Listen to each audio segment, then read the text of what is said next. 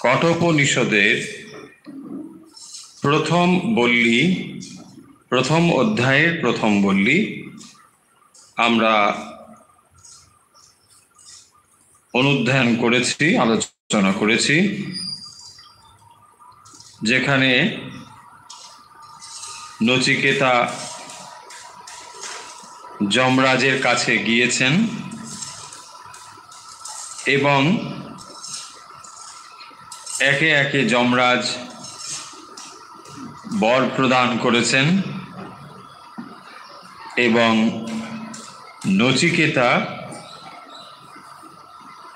যে বিষয়ে জানার জন্য তিনি আগ্রহী সেটি হলো আত্মজ্ঞান। মৃত্যুর পরে কিছু থাকে নাকি মৃত্যুতেই সব শেষ হয়ে যায়, এইটি ছিল নচিকেতার জিজ্ঞাসা। এবং যমরাজ তিনি নচিকেতাকে নানা বিষয়ের প্রলোভন দেখিয়েছেন, যাতে করে নচিকেতা এই প্রশ্ন না করে অন্য বিষয়ের প্রতি তিনি আগ্রহী হন। কিন্তু আমরা দেখব যে নচিকেতা তার জিজ্ঞাসা থেকে কিছুতেই তিনি সরে যাচ্ছেন না, ওই একই জিজ্ঞাসা তিনি বারবার বলেছেন। এইভাবেই আমরা প্রথম বল্লীর আলোচনা শেষ করেছি। সেই আলোচনার ভেতরে নচিকেতা দেখিয়েছেন যমরাজকে যে তিনি যে সমস্ত বিষয় দেওয়ার জন্য আগ্রহী, সেই জিনিসগুলো যে কত ক্ষণিক এবং সেগুলো যে যথার্থ আনন্দ দিতে পারে না, সে কথা নচিকেতা বলেছেন। এবং যমরাজ নচিকেতার এই উত্তরে খুবই খুশি হয়েছেন এবং তিনি যমরাজ কিভাবে নচিকেতাকে তার যে প্রার্থিত প্রশ্ন তার উত্তর কিভাবে দেবেন, উপনিষদ সেই বিষয়গুলো এক এক করে আলোচনা করেছেন। প্রথম বল্লীর যে মন্ত্র,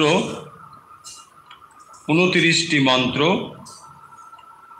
আমরা এক এক করে আলোচনা করেছি। এখন আমরা প্রথম অধ্যায়ের দ্বিতীয় বল্লীর আলোচনা আজকে আমরা শুরু করব।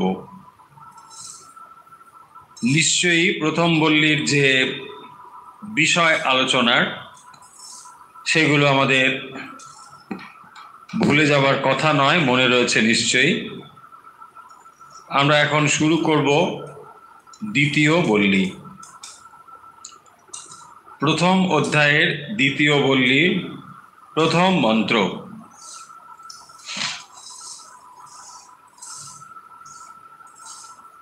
अन्यात् श्रेयो अन्यादुतैव प्रेया ते उभे नानार्थे पुरुषं सीनितः तयो श्रेयो आददानस्य साधु भवति ह्यते अर्थात् यौ प्रेय वृणीते।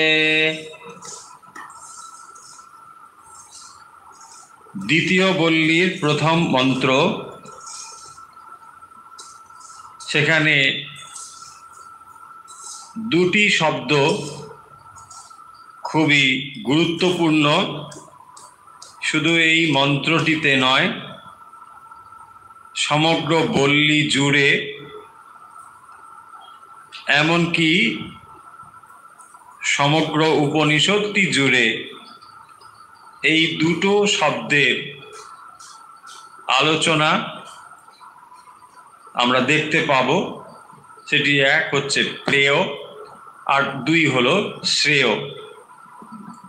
শ্রেয় এবং প্রেয় এই দুটি বিষয় কি, প্রথম মন্ত্রে সেটি আলোচিত হয়েছে। আমরা আগে শব্দ এবং তার অর্থ দেখে নিই। শ্রেয় শব্দের অর্থ হলো নিঃশ্রেয়স বা মুক্তি লাভের জন্য যে সাধন, তাকেই বলা হয়েছে শ্রেয়। অন্যাত মানে অবিদ্যা থেকে পৃথক। অন্যাত শ্রেয়, অন্যাত এব প্রেয়, তে উভে নানার্থে পুরুষম সীনিতঃ।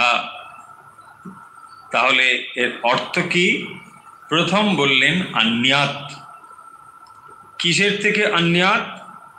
অবিদ্যা থেকে অন্যাত। উত প্রেয় মানে স্বর্গাদি লাভের জন্যে, পশু পুত্রাদি লাভ, অর্থাৎ এই যে অবিদ্যার সাধন, তাকেই বলা হয়েছে প্রেয়। অন্যাত এব, এবং সেটি হলো ভিন্ন। তারপরে কি বলছেন? যে নানার্থে পুরুষম সীনিতঃ। নানার্থে মানে নানা অর্থে, নানার্থে অর্থে মানে প্রয়োজন, বিভিন্ন প্রয়োজনে, তে উভে অর্থাৎ বিদ্যা এবং অবিদ্যা, পুরুষম মানে পুরুষকে, মানুষকে, সীনিতঃ, সীনিত শব্দের অর্থ হলো বদ্ধ করে রাখে। সীনিতঃ মুক্তি এবং স্বর্গের প্রতি প্রবৃত্ত করে, তাইও তাদের উভয়ের মধ্যে শ্রেয় আদদানস্য সাধু ভবতি। তাইও শ্রেয় এবং প্রিয় এই দুটির মধ্যে শ্রেয় আদদানস্য সাধু ভবতি, যিনি শ্রেয় মার্গ অবলম্বন করেন তার কি হয়? সাধু ভবতি মানে মঙ্গল হয়। যা যিনি প্রেয় উ বৃণীতে, যিনি প্রেয় মার্গকে বরণ করেন বা গ্রহণ করেন, হি আতে পুরুষার্থ, হিয়াতে মানে বিচ্যুত হন, হিয়াতে অর্থাৎ ইয়উ প্রেয় বৃণীতে। তারপরে বলছেন যে যিনি প্রেয়কে বরণ করেন সেটি কি হয়? হিয়াতে পুরুষার্থ থেকে বিচ্যুত হন। তাহলে এক নম্বর মন্ত্রে কি বলা হলো? অন্যাত শ্রেয়, সন্ধি করে হলো অন্যাত শ্রেয়, অন্যাত যুক্ত শ্রেয়, অন্যাত শ্রেয়। তারপরে বলছেন অন্যাত এত, এত উত এব, তারপরে হয়ে গেল তৈব, অন্যাত উতৈব, অন্যাত উত এব, অন্যাত দুতৈব।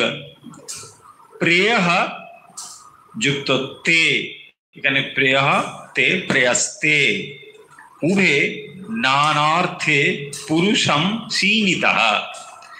আমরা মন্ত্রের প্রথম অংশের অর্থ বুঝি। অন্যা শ্রেয়, অন্যাত শ্রেয়, শ্রেয় মানে শ্রেয়। তাহলে শ্রেয় এবং প্রেয় এই দুটো জিনিস বলছেন। এ দুটো কিরকম না, একটি হলো বিদ্যা আর একটি হলো অবিদ্যা। তাহলে শ্রেয় কাকে বলে? শ্রেয় হলো মোক্ষ লাভের যে সাধন তাকে বলা হয় শ্রেয়। আর প্রেয় কাকে বলে? প্রেয় হলো স্বর্গাদি পুত্র পশু আদি লাভের জন্যে যে অবিদ্যা তাকে বলা হয়েছে প্রেয়। এই দুটো বলে তে উভে অর্থাৎ বিদ্যা এবং অবিদ্যা এই দুটোর নানার্থে পুরুষম সীনিতঃ, নানাভাবে এই দুটোই পুরুষকে বদ্ধ করে। প্রথমে কি বললেন? শ্রেয় মার্গ এবং প্রেয় মার্গ এ দুটো ভিন্ন, অন্যাত, এই দুটো হলো ভিন্ন। তারপরে বলছেন যে এ দুটোর বিভিন্ন প্রয়োজন রয়েছে, তাই বলছেন নানার্থে। অর্থ মানে প্রয়োজন, বিভিন্ন প্রয়োজন, বিভিন্ন প্রয়োজন সম্পাদক তারা উভয়েই পুরুষকে আবদ্ধ করে। এই উভয়ের মধ্যে তায়ো শ্রেয় আদদানস্য সাধু ভবতি। দেখুন, তায়ো মানে এই উভয়ের মধ্যে, তায়োর মধ্যে,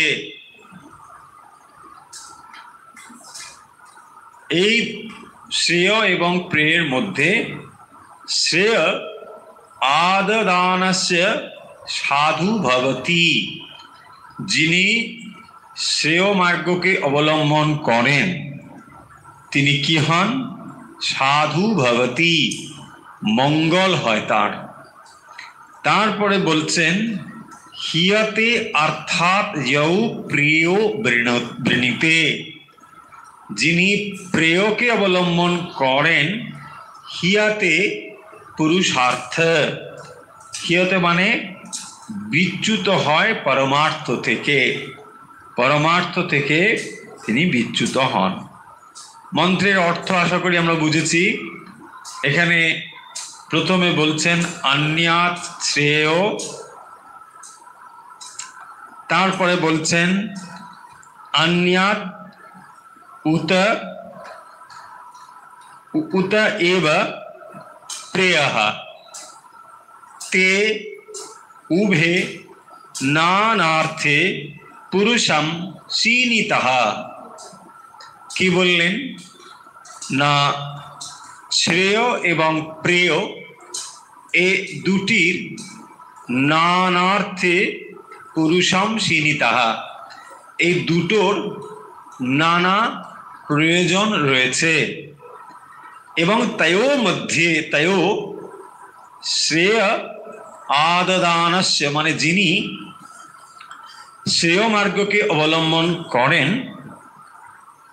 সাধু ভবতি, এটি কি হয় না মঙ্গল হয়। আর হিয়তে অর্থাৎ যৌ প্রেয় বৃণতে, হিয়তে অর্থাৎ যা ও প্রেয় বৃণীতে, যিনি প্রেয়কে বরণ করেন বা প্রেয়কে গ্রহণ করেন। হিয়াতে অর্থাৎ পরমার্থ থেকে, অর্থ মানে পরমার্থ, তো পরমার্থ থেকে তিনি বিচ্যুত হন। হিয়াতে, যিনি প্রেয়কে গ্রহণ করেন তিনি পরমার্থ থেকে বিচ্যুত হন। এ কথা অর্থ আমরা বুঝে গেলাম। এবারে আমরা একটু এর এক্সপ্লেনেশনে আসব। মানে উপনিষদ আমাদের এই মন্ত্রের দ্বারা কি বলতে চান, এই কথা কে বলছেন? যমরাজ বলছেন। তিনি এই কথাটি নচিকেতাকে বলছেন যে যখন তিনি ওই আত্মজ্ঞানের কথা বলবেন তার পূর্বে তিনি এই দুটো শব্দ নিয়ে এসেছেন। তার মানে নচিকেতাকে ওই আত্মজ্ঞান বলার জন্যে তিনি উপযুক্ত অধিকারী রূপে তাকে বুঝেছেন, অথচ সরাসরি তিনি এই কথাটি না বলে যেন খানিকটা সময় নিচ্ছেন আরো কিছু কথা বলবেন বলে। সেখানে বলতে গিয়ে কি বললেন? দুটো জিনিস বলেছেন, একটিকে বলা হয় শ্রেয়, আরেকটিকে বলা হয় প্রেয়। দিয়ে বলছেন এই শ্রেয় এবং প্রেয় এই দুটোই কি করে? মানুষকে বেঁধে ফেলে। তাহলে কি হবে না, এই যে দুটো বেঁধে ফেলে তার রেজাল্টগুলো কি কি? তাইও শ্রেয় আদতানস্য সাধু ভবতি। এই দুটোর মধ্যে যিনি শ্রেয় মার্গকে অবলম্বন করেন, সাধু ভবতি মানে এটি তার মঙ্গল হয়। আর হিয়তে অর্থাৎ যিনি প্রেয় সাধনা করেন তিনি পরমার্থ থেকে বিচ্যুত হন। এই শ্রেয় এবং প্রেয় কথার অর্থ হলো যে একটি জিনিস যা আমাদের আপাতভাবে ভালো লাগে, সেই আপাতভাবে ভালো লাগা জিনিসটি হলো প্রেয়। আর শ্রেয় জিনিসটি হলো যা পরিণামে ভালো। দেখবেন এই জগতের সমস্ত বস্তুর ভেতরেই শ্রেয় এবং প্রেয় এই দুটো জিনিস রয়েছে। সমস্ত কিছুর ভেতরে এই দুটো জিনিস রয়েছে। সেই কারণের জন্যে কোন উদ্দেশ্যে আপনি এটি করছেন, যে কোনো কর্মই তার দ্বারা এটি বন্ধন অথবা মুক্তি নির্ধারিত করে। যে কাজ আপনি করছেন তার দ্বারা সেটি আপনাকে মুক্তির দিকে নিয়ে যাবে নাকি বন্ধনের দিকে, এই কাজের দ্বারা সেটি নির্ধারিত হয়। কাজের দ্বারা মানে আরো পরিষ্কার করে বললে, কাজের প্রতি আপনার কি দৃষ্টিভঙ্গি রয়েছে, কোন মনোভাব রয়েছে, সেই মনোভাবটি কি করে আমরা বুঝবো? মনোভাবটি আমরা বুঝবো যে সেটি শ্রেয় নাকি সেটি প্রেয়। আমরা ভগবত গীতাতে 3টি গুণের কথা পড়েছি, সত্য, রজ, তম।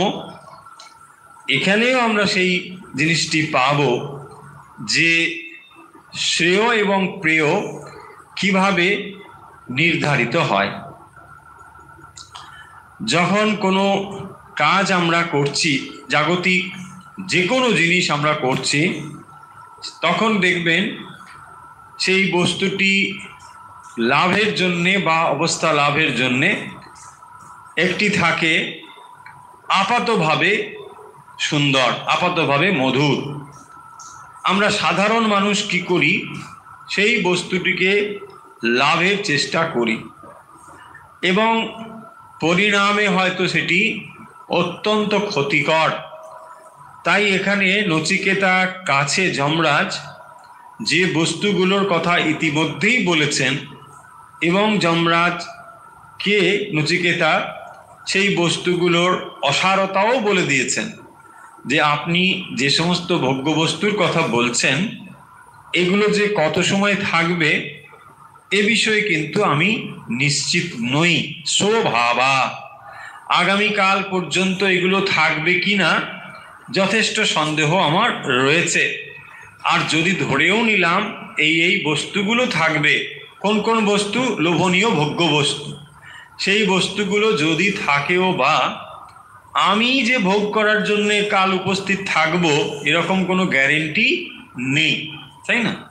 তো এরকম গ্যারেন্টি যখন নেই, তখন এই বস্তুগুলোকে আমি কি করে গ্রহণ করতে পারি? নচিকেতা বলছেন।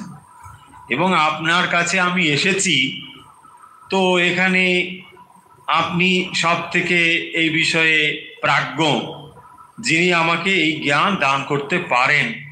তো আপনার কাছে এসে আমি এই কতগুলো জাগতিক জিনিস কেন নিয়ে যাব? আমি এই জিনিসটি পেতে চাই। সেটি কি? আত্মজ্ঞান। মৃত্যুর পরে কি আছে কি নেই এই বিষয়ে তিনি জানতে চান।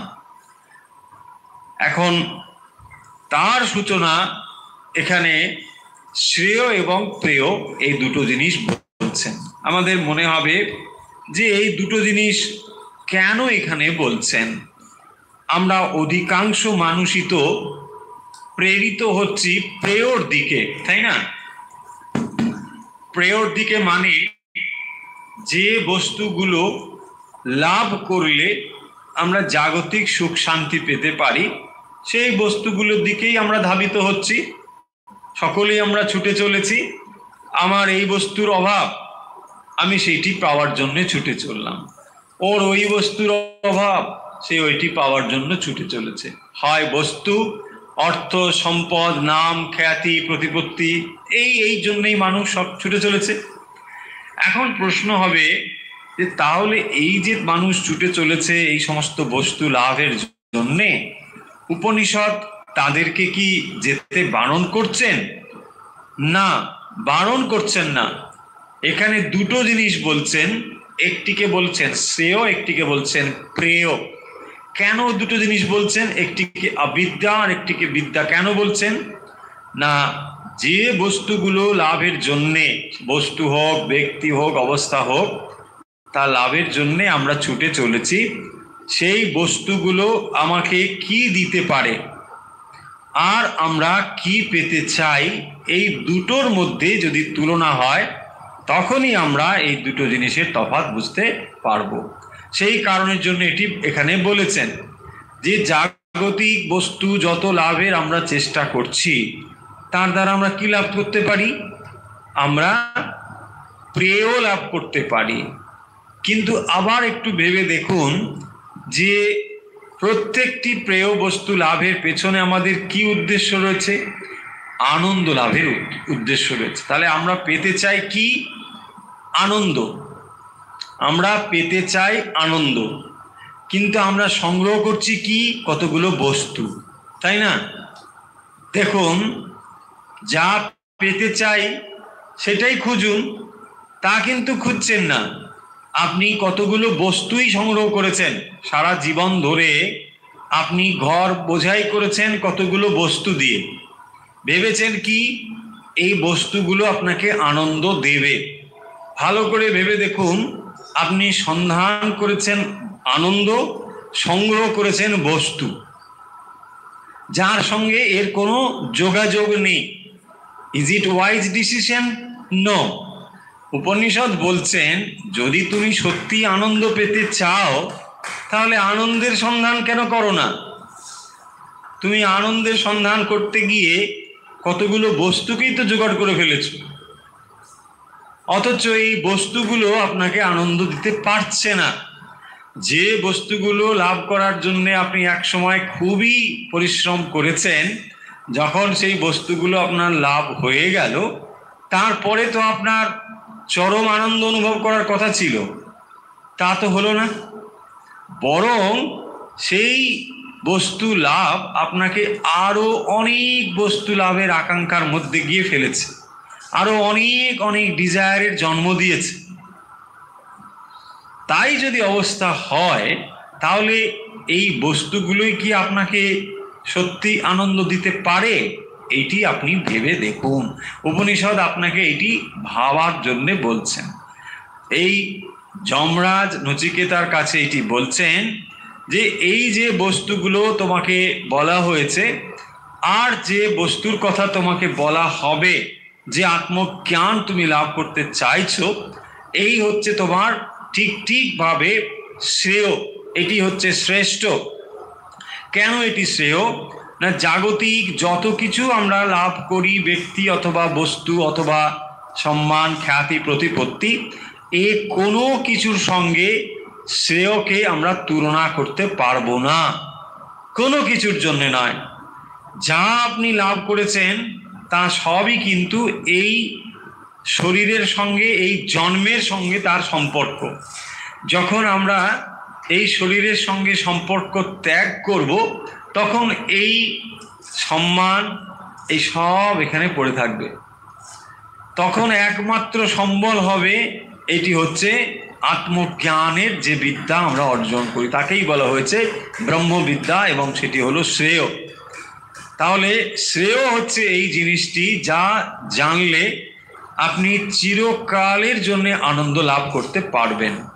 সেইটি লাভ করার জন্য উপনিষদ বলছেন যে নচিকেতার প্রশংসা করছেন এবং করবেনও, যে নচিকেতা তুমি যে প্রশ্নটি করেছো এবং যা তুমি জানতে চাও এটি যে কত ভ্যালুয়েবল এটা তুমি বুঝে নাও। সারা জীবনে আপনি যত কিছু করেছেন বা আরো যা কিছু করবেন সমস্ত কিছু আপনার এখানের জন্যে।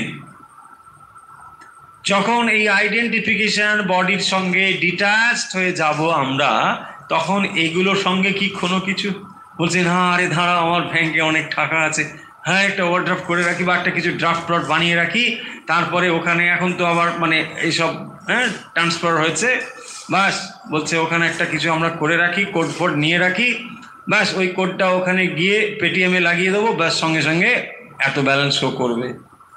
হ্যাঁ দেখুন, এরকম যদি কিছু থাকে, আমি জানি না, এরকম কোড টোড যদি থাকে তাহলে ব্যাংকের সঙ্গে আপনি যোগাযোগ করতে পারেন, যে একটা কোড দিয়ে দিল, তারপরে ওখানে গিয়ে মানে ওটা আপনি পেটিএমে লাগিয়ে দিলেন, বাস সঙ্গে সঙ্গে হয়ে গেল। তো তার মানে এখানে বলছেন যে আপনি এই বস্তুগুলোর লিমিটেশনটা বুঝে নিন। আমরা যে ঝাঁপিয়ে পড়ছি এই পৃথিবীর উপরে, হ্যাঁ একেবারে এইগুলোকে সব আমার এই চাই, ওই চাই, সেই চাই, এটা চাই, একেবারে বস্তু না হলে চলছে এই যে আমাদের জীবন, একেবারে সেই জীবনগুলো কি হবে যদি না এর থেকে হায়ার ভ্যালুতে আমাদের জীবনটিকে আমরা রাখতে পারি। তাই শ্রেয় এবং প্রেয় এই দুটো অত্যন্ত গুরুত্বপূর্ণ শব্দ, যে কেবলমাত্র যদি অ্যাপারেন্ট সুখের দিকে আপনি ছোটেন তাহলে আপনি প্রেয়র দিকে ছুটছেন এবং সেখানে নীতি নৈতিকতাকে বিসর্জন দিয়ে তাতে কি হলো না সমূহ ক্ষতি হলো আপনার। যা আপনি লাভ করতে পারতেন তার থেকে সামগ্রিকভাবে বিচ্যুতি ঘটলো।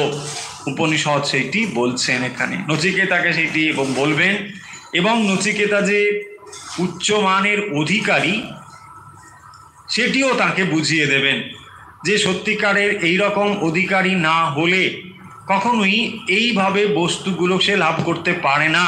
তাহলে এই যে আত্মজ্ঞান লাভের চেষ্টা একজন মানুষের ভেতরে, এটি যে কত কত উন্নত এবং সাধারণ মানুষের যে প্রশ্ন আসতে পারে না সেটিও কিন্তু এখানে বুঝিয়ে দিচ্ছেন।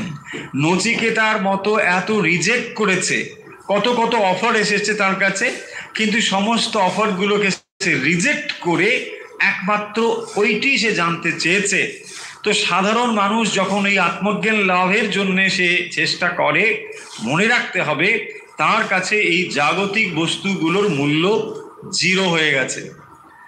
যদি না হয় তাহলে কিন্তু সে যথার্থ রূপে শ্রেয় লাভের উপযুক্ত অধিকারী নয়, এটা বুঝতে হবে। তাহলে শ্রেয় লাভের জন্যে যথেষ্ট অধিকারী হওয়ার যে দরকার এবং তার অধিকারী হতে গেলে কিভাবে অধিকারী হতে হয় সে কথাটি এখানে স্পষ্টভাবে বলা হয়েছে। তাহলে এবারে ভেবে দেখুন যে নচিকেতা কত বড় পরীক্ষাতে সে উত্তীর্ণ হয়েছে। সে এগুলো কিছুই চায় না, এবং কেন চায় না সে কথাও বলেছে। কারণ এই বস্তুগুলো আমি নিয়ে বা করব কি? যদি আপনি এই বস্তুগুলো পেলেন, আমাদের কি হয় দেখবেন, এই বস্তু লাভের জন্যে সারাটা জীবন শেষ হয়ে গেল। একজন মানুষ সে কি করছে, তার নিজের প্রয়োজন ছিল না, দেখবেন পিতা হয়তো তার অপূর্ণ ডিজায়ারটা পুত্রের উপর চালিত করলো, দেখো আমি ইঞ্জিনিয়ার হতে পারিনি, তোমাকে হতে হবে, এই যে ইন্সপিরেশন রূপে এলো তার কাছে, সেইটা নিয়ে জেগে উঠলো, দিয়ে কি করছে সারা জীবন চেষ্টা করে করে একজন ইঞ্জিনিয়ার হয়তো সে হলো। তারপরে সে কি হচ্ছে, প্রতিযোগিতা তৈরি হলো, আরে আমার পাশের বাড়ির লোকটা ও একটা ইঞ্জিনিয়ার হয়েছে, আমি ওই লাগাও কম্পিটিশন। দেখুন আপনার ভোগ বৃত্তি কিভাবে বেড়ে যাচ্ছে, আপনি এই কম্পিটিশনের জন্য। আপনার নিজের বিশেষ প্রয়োজন ছিল না, নিজের এগুলোর কোনোটাই দরকার ছিল না, কিন্তু আপনি শুধু কম্পিট করতে করতে বেড়ে গেলেন। না অমুক বাবুর স্ত্রী অমুক তার ছেলেকে অমুক স্কুলে ভর্তি করেছে, তো আমারও অমুক, এই কম্পিটিশন। ওই ইঞ্জিনিয়ার ওই গাড়ি চেপে যায়, তো আমার তো নাহলে স্ট্যাটাস থাকে না। দেখুন এই করতে করতে আপনি কি করেছেন জীবনটাকে, এটা আপনার নিজের কিছু প্রয়োজন ছিল না। ভেবে দেখবেন এটাই হচ্ছে আমাদের অবস্থা, যে যেখানে রয়েছেন সব দেখবেন এই করে করে আপনার অবস্থাটি হয়েছে। কম্পিটিশন, হ্যাঁ, ও জানে না, আমি দেখিয়ে দিতে পারি, দেখো আমি দেখিয়ে দিই। আরে কাকে দেখাবে? সো এই যে দেখানোর জন্য আপনার ভেতরের এইটিকে আপনি প্রকাশ করেছেন, কিন্তু আজকে এসে দেখুন আপনি কি গেইন করেছেন, কি লাভ করেছেন, কি পেতে চেয়েছিলেন। জীবনে আপনার এগুলো কোনোটাই দরকার ছিল না। আপনি চেয়েছিলেন অনলি হ্যাপিনেস, সুখী হতে চেয়েছিলেন। বাট সুখী হতে গিয়ে আপনি কি করেছেন? এই সব বিরাট সব গল্প ফেঁদে বসেছেন, এইটা চাই ওটা চাই এই চাই করতে করতে আসল জিনিসটি হারিয়ে গিয়েছে, আসল জিনিসটি হারিয়ে গিয়েছে। এবং হ্যাপিনেস কখনোই কোনো ব্যক্তি বস্তুর উপর ডিপেন্ড করে না, কখনোই হ্যাপিনেস কোনো কিছুর উপর নির্ভর করে না। একদম সম্পূর্ণ আলাদা জিনিস হ্যাপিনেস, সম্পূর্ণ আলাদা জিনিস। রাস্তায় যে মানুষটি শুয়ে রয়েছে দেখবেন তার কোনো সম্পদ নেই, কিছুই নেই, সে আনন্দে ঘুমোচ্ছে। কিন্তু যার দেখবেন কোটি কোটি টাকা রয়েছে সে অত সুখে ঘুমোতে পারছে না, ট্যাবলেট খেয়ে নানা রকম ভাবে একটু চেষ্টা করছে ঘুমোনো। হোয়াই? তার কারণ হচ্ছে যে হ্যাপিনেস কখনো কোনো বস্তুর উপর নির্ভর করে না। কোনো কিছু নেই, সে হ্যাপি। আবার মানুষের এত সম্পদ রয়েও সে সুখ খুঁজে পাচ্ছে না। তার মানে উপনিষদ এখানে বলছেন যে তোমার ভেতরে আসলে যে আনন্দটি রয়েছে সেই আনন্দটি যতদিন পর্যন্ত তুমি লাভ করতে না পারো ততদিন তুমি এই বস্তুগুলো লাভ করলেও আসল জিনিস তোমার লাভ করা হচ্ছে না। তুমি হয়তো ভাবলে এখানে বিরাট একটা মানুষ, তুমি প্রচুর প্রসপারিটি, প্রচুর নাম, প্রচুর খ্যাতি, কিন্তু এটা কার সঙ্গে? এই ওয়ার্ল্ডের সঙ্গে। যেই তোমার এই ওয়ার্ল্ডের কানেকশন শেষ তখন সেগুলো সব শেষ। বলছে না আমাকে একটা বিরাট মেডেল দিয়েছে, আরে রাখো তোমার মেডেল, তাই না? সে বলছে না আমাকে একটা বিরাট ফুলের মালা টালা দিয়েছিল, আরে বাপ রে বাপ রাখো। আমি বিশ্ব জয় করেছি, আরে বিশ্ব জয় রাখো। সো তার মানে এই ওয়ার্ল্ডে জিনিসগুলোর কি ভ্যালু আপনি এটা বুঝুন। উপনিষদ এটি বলছে যে আমরা এত যে ম্যাটারের পেছনে ছুটছি, দেখবেন মানুষ ছুটে চলেছে একেবারে পাগলের মতো ছুটে চলেছে। ও আমার চাই, ওই চাই, আরে বাপরে বাপ কেন চাই, কি চাই? এগুলো আপনাকে কতটা সুখী করবে ভেবে দেখুন। এবং এই যে বলছেন যে তাহলে উপনিষদ কি আমাদের কি বলতে চান?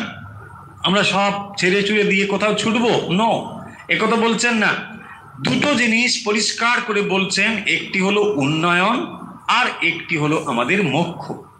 এই মুক্তির চেষ্টা এবং পাশাপাশি যে জাগতিক উন্নয়ন, এই দুটো। তাহলে জাগতিক উন্নয়নের যে সীমাবদ্ধতা সেটিও এখানে বলছেন যে জাগতিক বস্তু লাভ করে আপনি যে ভাবছেন নিজেকে একেবারে বিরাট একটা জায়গায় নিয়ে যাবেন, এটিও কিন্তু আপনি পারবেন না। তাই বুঝে নিন এই বস্তুগুলোর সীমাবদ্ধতা। এটি যদি আপনি বুঝতে পারেন তাহলে আপনি ঠিকভাবে এবারে সেও কি সেটিও বুঝতে পারবেন। এবং সেই দৃষ্টিভঙ্গি কিরকম করে বদলে যায় দেখুন। আমরা একটা এক্সাম্পল নিতে পারি, ধরুন সামনে দুর্গাপুজো আসছে, তো দুর্গাপুজোতে কি হবে? কুমারটুলিতে আপনি যান, দেখবেন মানুষ প্রতিমা তৈরি, দুর্গা মূর্তি তৈরি করছে। কেন দুর্গা মূর্তি তৈরি হবে? সামনে পুজো আছে বলে। এখন আপনি গিয়ে কাউকে জিজ্ঞাসা করুন যে আচ্ছা ভাই তুমি যে মূর্তি টূর্তি বানাচ্ছ, দুর্গা মূর্তি, তো মানে কেন করছো, তোমার কারণটা কি? সে কি বলবে? দেখবেন এরকম হয়তো কেউ বলবে যে ভাই না হলে আমার পেটই চলবে না, আমাকে তো খেয়ে বাঁচতে হবে, তাই জন্য আমি এটা করছি। হতে পারে, এটা একটা অ্যান্সার হতে পারে। আবার একজন বলবে যে না দেখুন আমি মানে এই একটা আর্ট ডেভেলপ করেছি, সো আমি এটা না করে থাকতে পারি না, আমার কাজ হচ্ছে আমি সুন্দর করে একটা জিনিস দেখাতে চাই, এত সুন্দর করে আমি এটাকে বানাতে পারি। সে কিন্তু একটা ক্রিয়েটিভিটির ভেতরে জিনিসটাকে ভাবছে। দেখুন দুটো জিনিস কেমন আলাদা হয়ে গেল। একজন বলল আমি পেটের জন্য আমি এটা করছি, আমার অর্থ দরকার, নাহলে আমি খাবো কি। এক। দুই, আর একজন বলতে পারে যে না এটা আমি করছি, আমার ভেতরে একটা ক্রিয়েটিভিটি রয়েছে, আমি সেটাকে বাইরে নিয়ে আসছি, একটা রূপ দেওয়ার চেষ্টা করছি। হয়েছে? তৃতীয় একজন ব্যক্তির কাছে আপনি যান, হাইপোথেটিক্যালি আমরা ভাবছি যে যদি ওখানে গিয়ে আপনি প্রশ্ন করেন, সে বলবে যে ন, আমি মায়ের একটা রূপ দেওয়ার চেষ্টা করছি, আমার এটি হচ্ছে, আমি এটা পারি, আমার মূর্তি বানাচ্ছি আমি মা দুর্গাকে, এই দুর্গা মূর্তি গিয়ে পুজো করা হবে। দেখুন, তিনটে উত্তর তিন রকম হলো। তিনটে উত্তর তিন রকম হওয়ার ফলে একই কাজ তিনটে মানুষকে তিন রকম ভাবে তৈরি করলো। এক খুবই লোয়ার জিনিস, সে কিসের জন্য করছে? পেটের জন্য করছে, অর্থের জন্য করছে, কেবল অর্থ চায়। তো তার মানে কি হলো, এই কাজের বাকি যে দিকগুলো সেগুলোর প্রতি তার স্কিল রয়েছে, সে তো সুন্দর করেই বানাচ্ছে এবং এটা নিয়ে গিয়ে মন্দিরে পুজোও হবে, অথচ সেই দৃষ্টি তার ওদিকে নেই বলে এই দুটো জিনিস তার চরিত্রের সঙ্গে যুক্ত হবে না। দেখুন, আপনাকে উপনিষদ কতভাবে সাহায্য করছে। যে এফোর্টটা আপনি দিচ্ছেন, যে এফোর্ট দিয়ে আপনি এই জাগতিক কাজগুলো করছেন, সেইটাকেই আপনি রূপান্তর ঘটিয়ে দিতে পারেন, শ্রেয়র দিকে আপনি অগ্রসর হতে পারেন। বাট সেইটি না করে আপনি আরো বেশি এই জাগতিক বিষয়ে ডুবে যেতেও পারেন। ওই লোকটি যে ওটিকে ভাবছে যে আমি কেবল গ্রাসাচ্ছাদনের জন্য করছি, সে কেবল কর্মের নিম্নতর জিনিসগুলোকেই ভেবেছে, অন্য দিকগুলো তার কাছে মানে ভাবেইনি সে ওই জিনিসগুলো।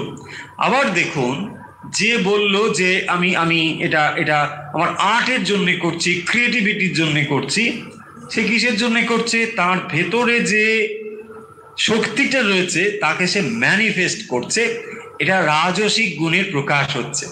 আমরা তিনটে গুণের কথা বললাম, তো এই তিনটে গুণ দিয়ে আমাদের কিভাবে শ্রেয় এবং প্রিয় নির্ধারিত হয়ে যাচ্ছে দেখুন। তখন সে কি করছে না, ওই দৃষ্টিভঙ্গি নিয়ে কাজটা করছে, যে তার ভেতরে একটা দেখানোর ব্যাপার রয়েছে, যে আমি দেখাবো লোককে, দেখুক আমি একটা সুন্দর করতে পারি, এরকম মানুষ দেখুক। এখন দেখুন, যে লোক দেখানোর জন্য কাজ করছে সে কিন্তু বাকি দুটো জিনিসই রয়েছে। সে অর্থটা যে পাবে না এমন নয়, সে যে বিনে পয়সায় মূর্তিটা দিয়ে দেবে তা বলা হচ্ছে না, পয়সা পাবে, কিন্তু ওদিকে তার বেশি দৃষ্টি নেই। তারপরে এটা নিয়ে যে পুজো করা হবে, সে যে একটা দেবতার মূর্তি বানাচ্ছে, এদিকেও তার কোনো দৃষ্টিভঙ্গি নেই। তাই ও দুটো জিনিস তার কাছে খুব একটা গুরুত্বপূর্ণ হলো না, কিন্তু তার কাছে গুরুত্বপূর্ণ হলো দেখানোর জন্য। হয় দেখবেন পুজো প্যান্ডেলে অনেকে পুজো করে কিসের জন্যে? ও গতবারে আমরা ফার্স্ট হয়েছিলাম, দেখো এবারে কিন্তু আমাদের পুজোটা ফার্স্ট হতেই হবে। হ্যাঁ, দেখবেন এই তাদের মোটিভেশন। এমন নয় যে দেবী দুর্গার আরাধনা করছে, নো নো নো, সো দেবী দুর্গার আরাধনা তারা করছে না, তারা কিসের জন্য করছে? ফার্স্ট প্রাইজ পেতে হবে। দেখুন, সবাই কিন্তু একই কাজ একইভাবে করছে না, এবং তার জন্যেই এই জগতে এত মানুষ থাকা সত্ত্বেও সব পৃথক পৃথক হয়ে যাচ্ছে। সেই জন্যেই আমরা সব আলাদা হয়ে যাচ্ছি। হ্যাঁ, বলা হয় না আত্মা সব এক, হ্যাঁ আত্মা তো সব একই, কিন্তু আপনি আলাদা হচ্ছি এই কারণের জন্য। এই কারণের জন্যে আপনি আমি সব আলাদা, মাইন্ডগুলো সব ইন্ডিভিজুয়াল মাইন্ড, সব পৃথক পৃথক হচ্ছে। এবারে যে মানুষটি এই দেবমূর্তি ভাবছে যে এটা মন্দিরে গিয়ে মা দুর্গার পুজো হবে, বিরাট ব্যাপার, এবং আমি আমার এটাকে ভগবানের উদ্দেশ্যে নিবেদন করছি, এই যদি তার দৃষ্টিভঙ্গি হয়, দেখুন এটা তাকে কত উন্নত করলো, তাই না? সব দৃষ্টিভঙ্গিগুলো আলাদা হয়ে গেল। এখানেই বলা হয়েছে যে এই যে শ্রেয় এবং প্রেয়, প্রত্যেকটা মুহূর্তে আমাদের ভেতরে এ দুটো রয়েছে, মিশে রয়েছে। যে দৃষ্টিভঙ্গি নিয়ে আপনি দেখবেন তখনই আপনি আপলিফটেড হয়ে যাবেন। যখন আপনি ওই দিকে দৃষ্টি দেবেন না, তো সেটা আপনার কাছে আনফোল্ড হবে না।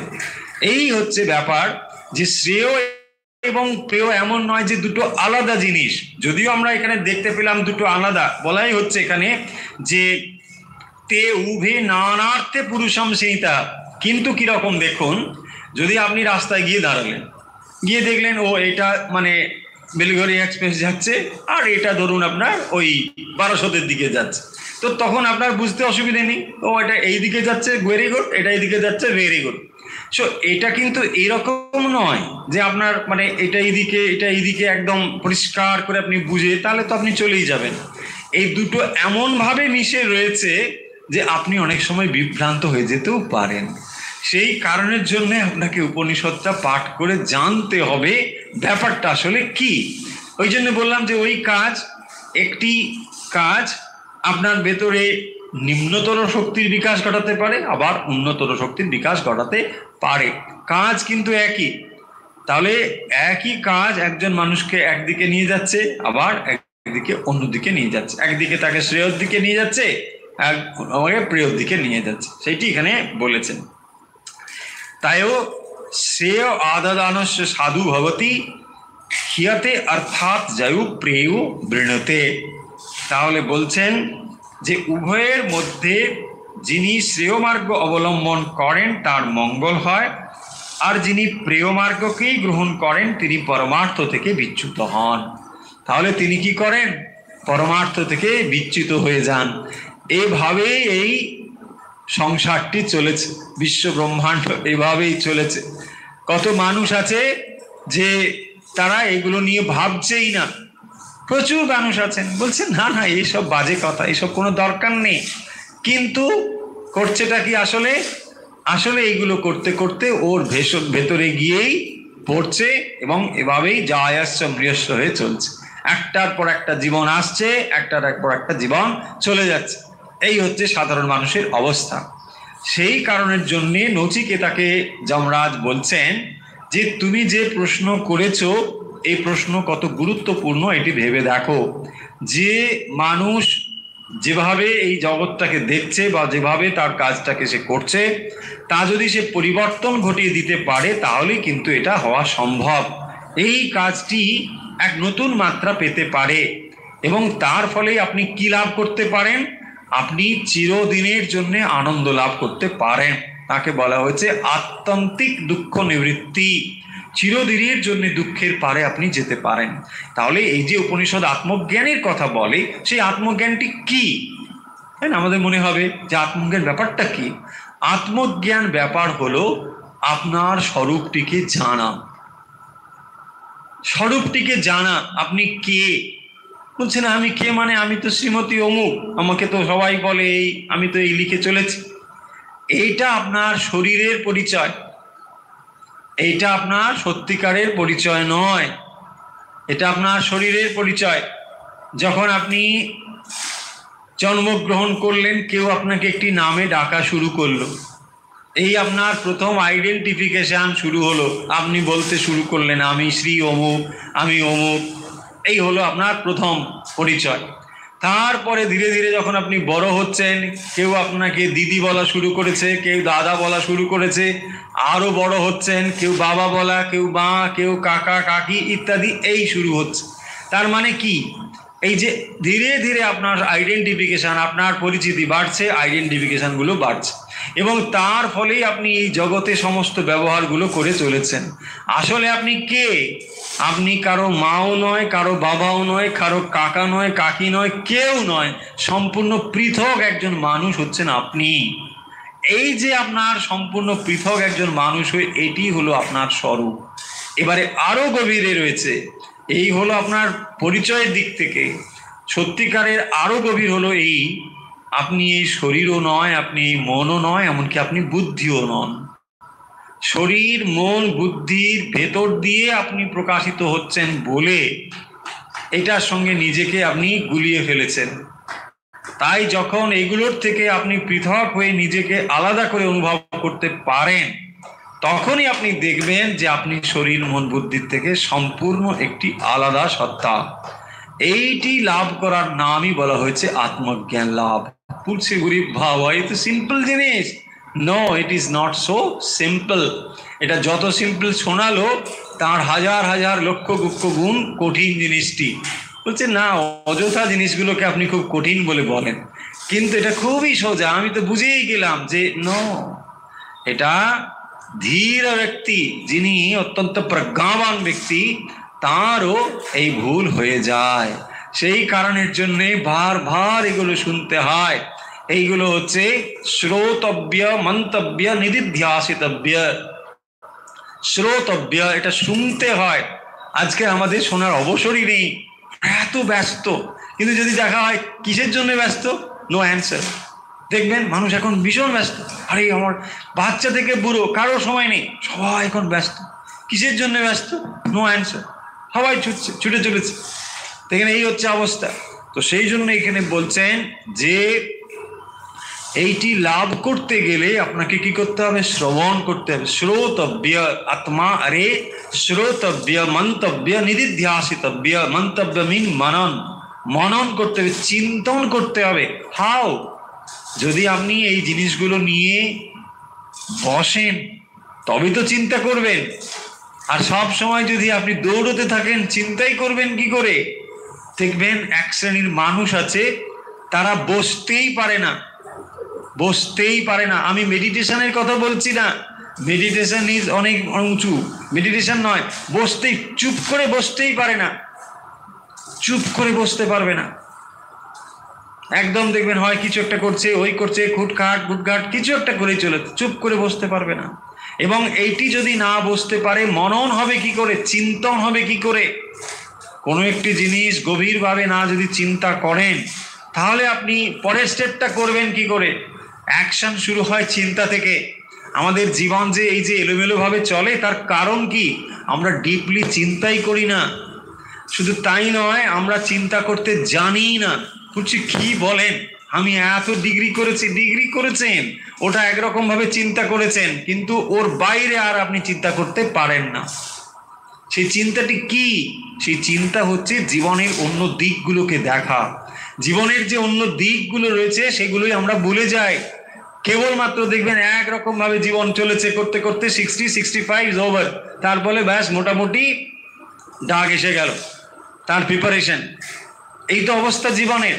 তো জীবনের অধিকাংশ ভালো সময়টাই আমরা কি করে নষ্ট করে দিয়েছি? ব্যাস মানে খাটতে খাটতে, ঘুরতে ঘুরতে চাকার মতো, বলদের মতো, ব্যাস হয়ে গেছে, জীবন শেষ। তারপরে যখন সত্যিকারের ভাবার সময় এলো, আর সময় নেই, কারণ শরীর তখন ব্যাস অবসন্ন, তাই না? তখন শরীর ক্লান্তিতে ভরে গেছে, তখন আর আপনার কিচ্ছু করার নেই। উপনিষদ সেই জন্যে বলছেন এই বিচারগুলো করে দেখো, শ্রেয় এবং প্রেয় কি জিনিস এটা তুমি ভালো করে জানো। প্রেয় হচ্ছে আপাতভাবে যেগুলো মধুর, যে জিনিসগুলো দেখবে অ্যাপারেন্টলি খুব সুন্দর বলে মনে হবে, কিন্তু পরিণামে সে অত্যন্ত বিষময় জিনিস, সেইগুলোই হচ্ছে এই জিনিস। সব সময় দেখবেন আপনাকে এই চলো, এই চলো, এই চলো, এই। তাহলে কেন আপনি সেটা করছেন? কিসের মোটিভেশন? এইটি বুঝতে হবে যে সেই মোটিভেশন কি আপনাকে শ্রেয় লাভের দিকে নিয়ে যাচ্ছে নাকি প্রেয় লাভের দিকে নিয়ে যাচ্ছে। সব সময় আপনাকে এই বিচারটি করে চলতে হবে। আমরা স্পিরিচুয়াল প্রোগ্রেসের কথা বলি, অ্যান্ড স্পিরিচুয়াল প্রোগ্রেস কি করে আসবে? এই বিচারগুলো আমাদের কাছে রাখতে হবে। বিচার ছাড়া আমরা কখনোই স্পিরিচুয়াল প্রোগ্রেস করতে পারি না।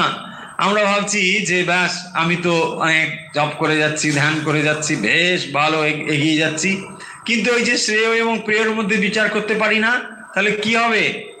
ওই নোংর ফেলে দাঁড় টানার মতোই হবে। আমরা তাই করে যাচ্ছি, প্রচুর পরিশ্রম করছি। ওহ, জানে না, বড় বড় কথা বলে। হ্যাঁ, অনেকে ভাবে এরকম যে সাধু সন্ন্যাসী তো এরা কিছু সংসারের জানে না। আরে কেন, যদি জানো কঠিন তো কেন রয়েছো, তাই না? যদি আপনি বোঝেন যে সাধু সন্ন্যাসীরাই ভালো রয়েছে, তো আপনি কেন রয়েছেন? কে আপনাকে বাধ্য করেছে? দেখুন, এটাই হচ্ছে অবস্থা। যদি আপনার মনে হয় যে সাধু সন্ন্যাসীরা আনন্দে রয়েছে, অনেকে বলে আপনারা তো এইসব বোঝেন না, মানে এইসব কত কষ্ট, এইসব রেশন ধরতে হয় ওখানে। আরে কেন করেন? কে আপনাকে বলেছে করতে? আপনি নিজের জন্যই করেছেন। এখন ভাবছেন না, আপনি নিজেই করেছেন। সখাতে সলিলে ঢুবে মরি শ্যামা, তাই না? আমি নিজেই তো করেছি, কি আপনাকে বাধ্য করেছিল এটা করতে? দেখুন, এই হয়। তারপরে আমরা কি করি? সব ওপরের উপরে চাপানোর চেষ্টা করি। দেখো, এই সংসার আমার তোমাদের জন্য করছি। আরে কাদের জন্য করেছেন? আপনি আপনার হ্যাপিনেসের জন্যই করেছেন। তামসিক মানুষ কি করে জানেন? তামসিক মানুষ কেবল নিজের হ্যাপিনেস ছাড়া অন্য কারো হ্যাপিনেস বোঝে না। এমনকি স্ত্রী পুত্রের হ্যাপিনেসও তারা বোঝে না। এমন মানুষ আছে, তামসিক মানুষ, কেবল নিজেরটাই বুঝবে। নিজে সুখী হয়ে গেল, নিজেরটা খাওয়া দাওয়া হয়ে গেল, ব্যাস, দ্যাটস অল, আর কোনো কিছু দেখবে না। এমন মানুষও আছে। তো এই যে মানুষগুলো, এগুলো মনে হবে যে ন এরা বোধহয় মানে না, এরা এসব কিছু ভাবছেই না। তো জাগতিক ভাবে উন্নত হওয়ার জন্যেও আপনার এই নলেজগুলো দরকার, তার ভেতরে এই জাগরণটুকু দরকার। কেবলমাত্র যদি তামসিকতাতে নিমজ্জন থাকে, আবার দেখবেন যারা রাজসিক ভাবে রয়েছে তারা কি করে দেখবেন, রাজসিক ভাবে মানে ডিজায়ার, প্রচুর ডিজায়ার, এবং সেই ডিজায়ারগুলোকে ফুলফিল করার জন্য ছুটে চলেছে, কর্মচঞ্চল রয়েছে, এত কর্মচঞ্চল যে থাকতে পারে না। এরকম অনেক মানুষ আমি জানি, শুনেছি যে অফিস থেকে তার ছুটি হয়ে গেছে, তার রিটায়ারমেন্ট হয়ে গেছে, এখন তার আর কোথাও কোনো কিছু করার ইচ্ছে নেই বা দরকারও নেই, প্রয়োজনও নেই, তবুও কিন্তু তিনি অফিসে আবার যাচ্ছেন, ওখানেই যাবে, বুঝে না, মানে আর ভালো লাগে না বাড়িতে। আরে হাও সে এমন আমাদের হ্যাবিটটা হয়ে গিয়েছে না, ওই যে যাতা কলে ঘুরেছি, ঘুরতে ঘুরতে ঘোরাটা বড় ভালো লেগে গেছে, মানে আরো ঘুরতে চাই। আরে কি আশ্চর্য, বেরিয়ে আসুন, চিন্তা করুন জীবন নিয়ে, তবুও করবে না, বলছে না ভালো লাগে না, আমি মানে এতদিন তো এই অফিসে করেছি। তাকে আমরা আবার নানা রকম ফ্লারিশ ওয়ার্ড দিয়ে বলি, মানুষের জন্য তো কিছু করছি। আরে কে মানুষের জন্য কি করছেন? আপনি না করলে জগৎ কোথাও নিচে পড়ে যাবে না, আপনি নিজের কথা আগে ভাবুন, কবে ভাববেন? উপনিষদ সেই কথাগুলো মনে করিয়ে দিচ্ছে। তাহলে আমরা উপনিষদ পড়ছি মানে এই থটস গুলো আমাদের ভেতরে আসবে, যে জীবন আমাদের কি শেখায়, এগুলোই প্রত্যেকটা মুহূর্তে আপনাকে এই শ্রেয় এবং প্রেয় এই বিচার করে অগ্রসর হতে হবে। তাহলে আমরা এই উপনিষদের যথার্থ অর্থ বুঝতে পারবো না, খালি ভাববো কতগুলো স্টোরি আছে, ওই যমরাজের কাছে গেল, ওই হলো ব্যাস, তারপরে যমরাজ ওকে বট্টর দিয়ে দিল, ব্যাস, তারপরে না।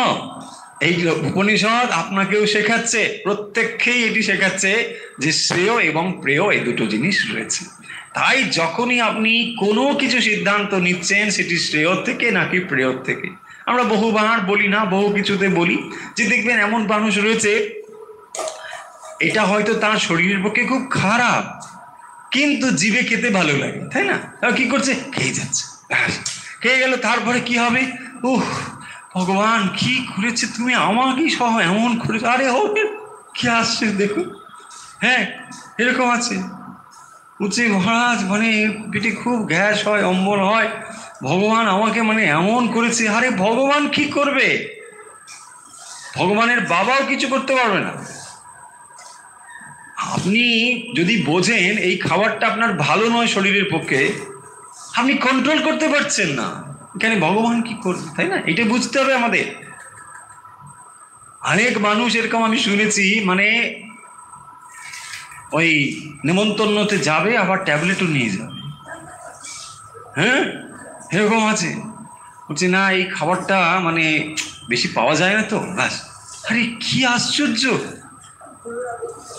কি আশ্চর্য, ওটা খেয়ে নিল, ব্যাস, তারপরে বলছে না ট্যাবলেট, ডাক্তারবাবু ট্যাবলেট দিয়ে যান, একটা নেমন্তন্ন আছে। আরে বাপ রে বাপ, কি মানে অবস্থা, চিন্তা করুন।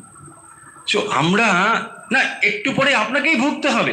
দেখুন, এই যে বলার উদ্দেশ্যটা হচ্ছে যে শ্রেয় এবং প্রেয়, মানে আমরা এতটাই অপরিণামদর্শী যে বুঝতে পারছি না পরিণাম একটু পরেই ঘটবে, সেই সামনের পরিণামটুকু দেখতে পাচ্ছি না।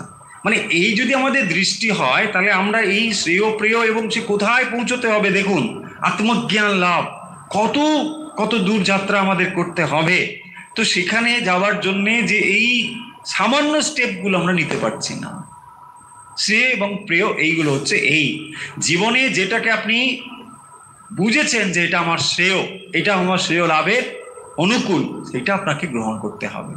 আর যেটাকে আপনি বুঝেছেন যে নো, এটা অ্যাপারেন্টলি গুড বাট এটা পরিণাম কিন্তু ভালো নয়, তৎক্ষণাৎ আপনাকে বর্জন করতে শিখতে হবে। এইটাই উপনিষদ বলছেন। দেখুন নচিকেতা সেখানে গিয়ে দেখলো, তাকে কত কিছু দিল, যে বস্তুগুলো এগুলো হচ্ছে দুর্লভা, বলছে দুর্লভা মনুষ্য লোকে, এগুলো মনুষ্য লোকে অত্যন্ত দুর্লভ, পাওয়া যায় না। হিমা রামা, হ্যাঁ, সারাথা সাতুরিয়া, এগুলো পাওয়া যাবে না। অনেক অনেক তপস্যা করলে এইসব জিনিসগুলো তুমি পেতে পারো, নচিকেতাকে যমরাজ বলছেন। কিন্তু নচিকেতা কিছুতেই সেগুলো নেবে না, সে একমাত্র ওটাই চায়, আমি সত্যি জ্ঞান লাভ করতে চাই। তাহলে ভেবে দেখুন আপনাকে কতখানি কন্ট্রোল হতে হবে, তবেই না আপনি সেই সত্য লাভের দিকে পৌঁছতে পারবেন। এবং সেই জন্যে এখানে যমরাজ এই কথাটি নচিকেতাকে বলছেন, এবং নচিকেতার অধিকারী রূপে তিনি যে কত শ্রেষ্ঠ অধিকারী সেটিও বলে দিচ্ছেন। এরপরে নচিকেতার প্রশংসা রয়েছে, নচিকেতাকে তিনি প্রশংসা করবেন। এবং এই দুটো জিনিস যে খুব মিক্সড আপ রয়েছে, আমরা আর নতুন মন্ত্র শুরু করছি না, যদিও এই শ্রেয়র কথা রয়েছে এর পরে মন্ত্রতেও। আজকে আমরা ওই মন্ত্রটিতেই থাকলাম, অর্থাৎ 1 নম্বর মন্ত্রে থাকলাম।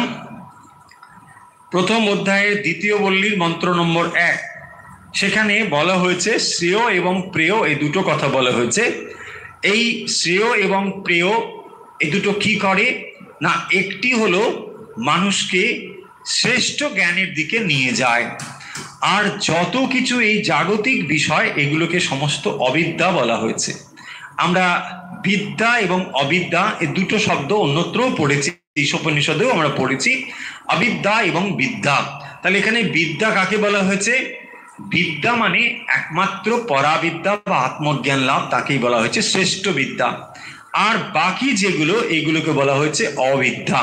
তাহলে অবিদ্যা মানে এগুলো কি খারাপ, এগুলো কি ফেলে দিতে হবে? তা নয়, বলা হয়েছে এগুলোর দ্বারা কি হয়। ওই শ্রীরামকৃষ্ণের ভাষা দেখুন, এই অবিদ্যাকে তিনি বলছেন এতে কি হয়, ভাত হয়, ডাল হয়, তরকারি হয়, বা সেই হয়, শরীর রক্ষার জন্য এগুলো হয়, কিন্তু এতে ভগবান লাভ হয় না। দেখুন শ্রীরামকৃষ্ণ এই শুধু প্রথম বললি কঠোপনিষদ বলছি এই কথাটা বলছেন না, এই কথা না বলে এর সব কথাটাই বলে দিয়েছেন। এই হচ্ছে এ যুগের মতো করে তিনি বলতে এসেছেন। কিন্তু আমরা বইগুলো তো জানি, হ্যাঁ, তাই জন্য জ্ঞান চলে এসেছে, প্রিন্ট হয়ে রয়েছে। শ্রীরামকৃষ্ণ তো সেই কথাগুলো সবই জানেন, বলছেন না এখন তো আর উপনিষদের যুগ নেই, এখন আমাকে বাংলা করে বলতে হবে। তাই তিনি বাংলা করে সে কথাগুলো বলে দিয়েছেন। বলছেন আমি চাল কলা বাঁধা বিদ্যে শিখবো না, মানে যে বিদ্যের দ্বারা চাল হয়, কলা হয়, মানে গাড়ি হয়, বাড়ি হয়, অর্থ হয়, প্রতিপত্তি হয়, সব কিছু হয়, এইখানে হয়, কিন্তু এর বেশি একটুও হয় না, সেইগুলোকে তিনি বলছেন এগুলো আমি চাই না। তাহলে কি চাই? আমি চাই কি করে মাকে ভালোবাসা যায়, মাকে লাভ করা যায়, সেই বিদ্যাটি তিনি জেনে নিচ্ছেন, আর এগুলোকে তিনি ফেলে দিচ্ছেন। ওই যে তিনি শ্রেয়টিকে নিচ্ছেন, প্রিয়টিকে নিচ্ছেন না। এখন প্রশ্ন হতে পারে যে তাহলে আমাদের কি একেবারে অর্থ উপার্জনের প্রয়োজন নেই, এগুলো কি কোনো প্রয়োজন নেই? এ কথা উপনিষদ কোথাও কিন্তু বলছেন না। করুন, কিন্তু এটাই আপনার জীবন যেন না হয়, এটা বুঝুন। আপনি অর্থ উপার্জন যখনই করছেন, কিসের জন্য অর্থ উপার্জন করছেন? অর্থের বিনিময়ে কিছু পাবেন বলেই, সেটা আপনি পরিষেবা পেতে পারেন, অন্য কিছু পেতে পারেন, পাবেন বলেই তো অর্থ উপার্জন। তাহলে এটা যদি না হয়, তা যদি না পান, তাহলে অর্থের কি প্রয়োজন? কোনো প্রয়োজন আছে? কোনো অর্থের প্রয়োজন নেই। ঠিক সেরকম ভাবে সেই বস্তুগুলো আপনাকে ওই পর্যন্ত নিয়ে যায়, আপনি সেগুলোকে যত দূর পারেন ব্যবহার করুন। আপনাকে তো বলেই দিয়েছে উপনিষদ, শতগম সমাহা বলেছে আপনি 100 বছর বাঁচবার চেষ্টা করুন। এই কাজগুলো করতে করতে, যে কর্ম আপনি করছেন সেগুলো করতে করতে আপনি 100 বছর বাঁচার চেষ্টা করুন, শতগম সমাহা, তাতে কোনো অসুবিধে নেই। কিন্তু এই জিনিসগুলোর লিমিটেশনটা বুঝে নিন। এইটি যদি আপনি ঠিক ঠিক বুঝতে পারেন, তাহলে আপনার অহংকারও আর হবে না। আমরা খুব অহংকার করি না, তোমার 2টো গাড়ি, আমার 4টে গাড়ি। আরে রাখো তোমার 4টে গাড়ি, কাল থাকবে কিনা তুমি দেখো, তাই না? এটা যদি আপনার মনে থাকে তাহলে আর অহংকার উঠতে পারে না, তা নাহলে অহংকারে একেবারে শেষ নেই, সেই ব্যাঙের আদুলির মতো, তাই না? বাপরে বাপ, তার সামনে দিয়ে হাতি যাচ্ছে, বলছে আরে হাতি আমার সামনে চলে গেল, আমার ঘরের সামনে দিয়ে, আমার একটা আদুলি রয়েছে, জানেই না ও। হ্যাঁ, ও যদি জানতো আমার কাছে একটা আদুলি, ব্যাঙের আদুলি আছে না, তো হাতিকে সে লাথি দেখাচ্ছে। বুঝতেই পারছেন আমাদের অহংকার এইরকমই, কিচ্ছু অহংকার করার নেই, অথচ অহংকার। সো এই অহংকার তখনই হবে না যখন আপনি বুঝে যাবেন এগুলোর লিমিটেশনসটা কোথায়। সেই লিমিটেশনস আমরা বুঝি না বলেই দেখবেন অহংকারী হয়ে পড়ি। অহংকার করা, শ্রীরামকৃষ্ণ বলছেন আচ্ছা অহংকার যে করো, তারে বাড়া আছে, বলছেন না? তারে বাড়া, এটা হচ্ছে শ্রীরামকৃষ্ণের ভাষা। তারে বাড়া মিনস আপনি ভাবছেন যে আমার এই অত অর্থ আছে, আর তার থেকেও বেশি লোকের অর্থ আছে, তো যদি তা থাকে তাহলে তোমার অহংকারের কি লাভ, তাই না? আপনি যত বাড়িয়ে যান, আপনার বলছেন রূপ আছে, আচ্ছা ভাই আরো তার থেকে অনেকে রূপবান আছে, রূপবতী আছে, তোমার কি? তা দেখুন আপনি বলছেন আমার অনেক গুণ আছে, আচ্ছা ওই তোমার গুণ আছে, আচ্ছা আরো এরকম গুণ অনেকের আছে, তাহলে দেখুন তারে বাড়া আছে তো, তাহলে কি আছে এগুলো? এই জিনিসটি উপনিষদ বলছেন যে এগুলোর লিমিটেশন হচ্ছে এখানেই। এইটি যদি আপনি বুঝে যান তাহলে এবারে আপনি কি করবেন, বাকি থাকলো কি, এবারে আপনি খানিকটা টার্ন নেবেন। তাহলে এইগুলো কিন্তু আমাকে চরম সত্যের দিকে নিয়ে যেতে পারে না। এগুলোর একটা ইউটিলিটি রয়েছে, কিন্তু সেই ইউটিলিটিগুলো খুবই লিমিটেড। এর থেকেও আমাকে আরো প্রাপ্তির দিকে এগোতে হবে, এবং সেটি হচ্ছে শ্রেয় লাভ। সেই শ্রেয় লাভের কথা আসবে, এবং এই দুটো জিনিসের পরে কি করে এটাকে বিভক্ত করতে হয়, ভাগ করতে হয়, সেটিও তিনি শেখাবেন। এবং নচিকেতাকে তিনি এর পরে আত্মজ্ঞানের কথাও আস্তে আস্তে আসবে। তার আগে এই কথাগুলো অনেক রয়েছে, নচিকেতার প্রশংসা ইত্যাদি অনেক কিছু রয়েছে, সেগুলো করে করে ওই অবস্থায় আসবে। তাহলে আমরা আজকে দ্বিতীয় বল্লীর প্রথম মন্ত্রটি পড়লাম, যেখানে দুটো শব্দ আমরা শিখলাম, একটি হলো শ্রেয় আর একটি হলো প্রিয়। অন্তত কিছু মনে না থাকুক, এই দুটো জিনিস আমরা খুব ভালো করে মনে রাখবো, শ্রেয়টা কি এবং প্রিয়টা কি। আরো ডিটেলসে আসবে, আরো কথা আসবে, সেগুলো আমরা পরবর্তীতে আলোচনা করব। তাহলে আজকে আমরা আমাদের উপনিষদ আলোচনা এখানে শেষ করছি। প্রথম অধ্যায়ের দ্বিতীয় বল্লী কঠোপনিষদ প্রথম মন্ত্র আজকে আমরা আলোচনা করলাম, এখানে শেষ করছি। আমরা ফিরে আসছি অভ্যাস পর্বে।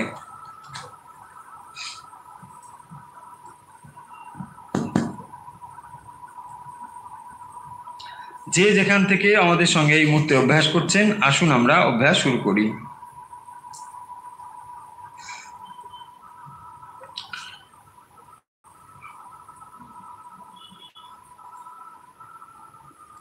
আমরা শুরু করছি অভ্যাস।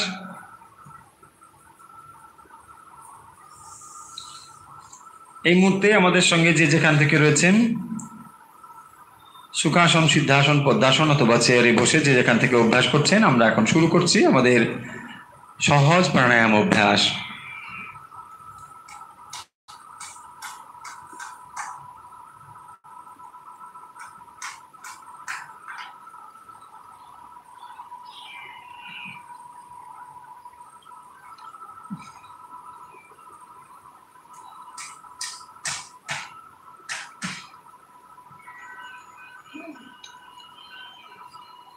প্রথমে আমরা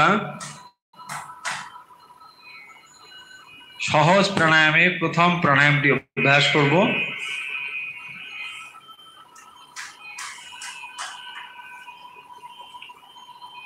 ডান দিকে বুড়ো আঙুল রাখবো ও বাম দিক থেকে শ্বাস ধীরে ধীরে একটু ধাক্কা দিতে দিতে ছাড়বো। শুরু করুন অভ্যাস।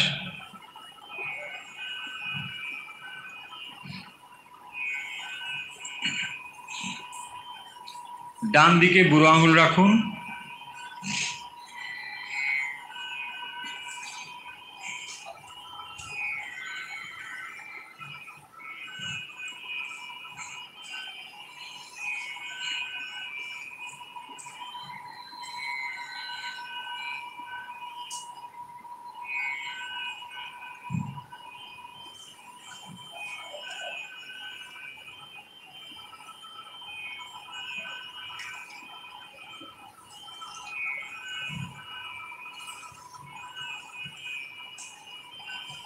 হয়েছে, রিল্যাক্স। এবার ডান দিকে অভ্যাস করুন।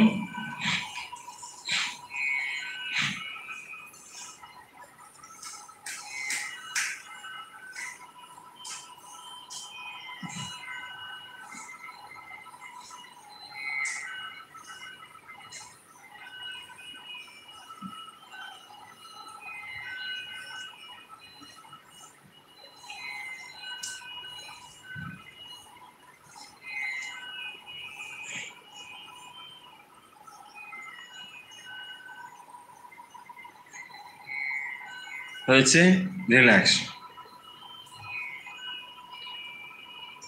এবারে শ্বাস নিন বাম দিকে ও ছেড়ে দিন ডান দিকে। ধীরে ধীরে শ্বাস বাম দিকে নিন ও ধীরে ধীরে শ্বাস ডান দিকে ছেড়ে দিন। ধীরে ধীরে শ্বাস নিন বাম দিকে ও ধীরে ধীরে শ্বাস ছেড়ে দিন ডান দিকে।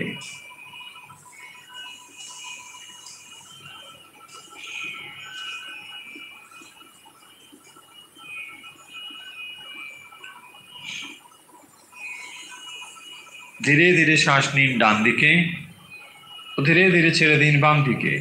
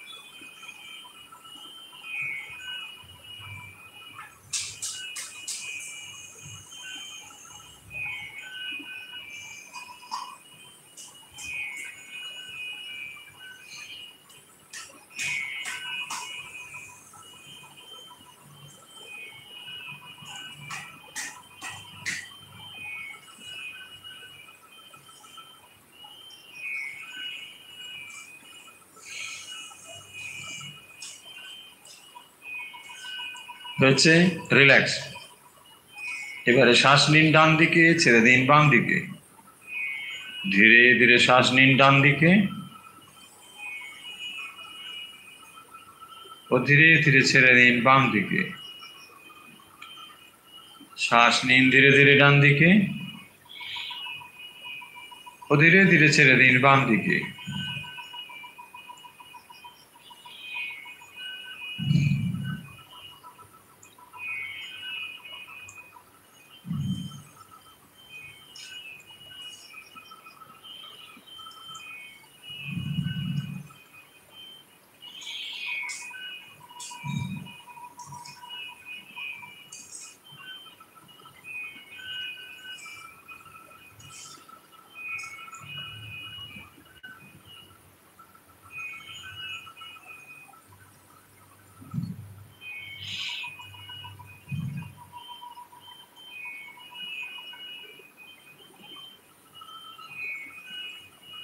হয়েছে, রিল্যাক্স। স্বাভাবিক শ্বাস নিন। এখন তৃতীয় প্রাণায়ামটি অভ্যাস করব। শ্বাস নাক দিয়ে নিন ও মুখ দিয়ে ছেড়ে দিন। ধীরে ধীরে শ্বাস নাক দিয়ে নিন ও ধীরে ধীরে শ্বাস মুখ দিয়ে ছেড়ে দিন। শ্বাস নিন ধীরে ধীরে নাক দিয়ে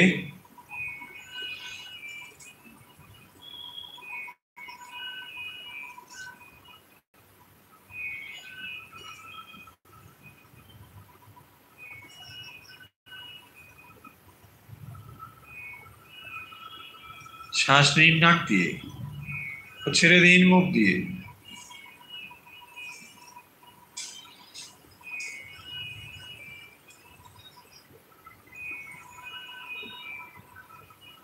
ধীরে ধীরে শ্বাস নিন নাক দিয়ে ও ধীরে ধীরে ছেড়ে দিন মুখ দিয়ে।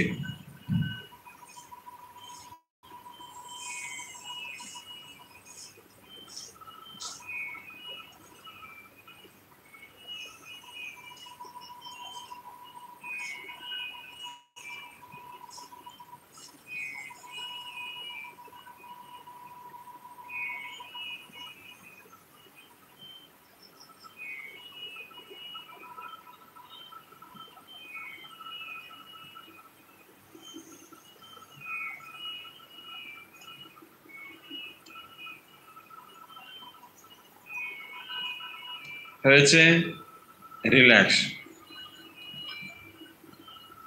কয়েকবার স্বাভাবিক শ্বাস নিন।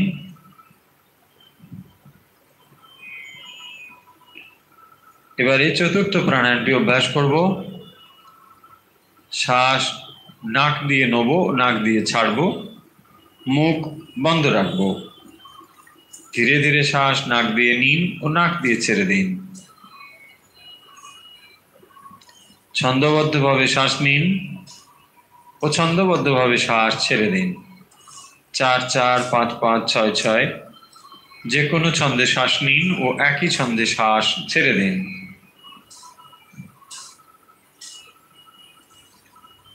ধীরে ধীরে শ্বাস নিন ও ধীরে ধীরে ছেড়ে দিন।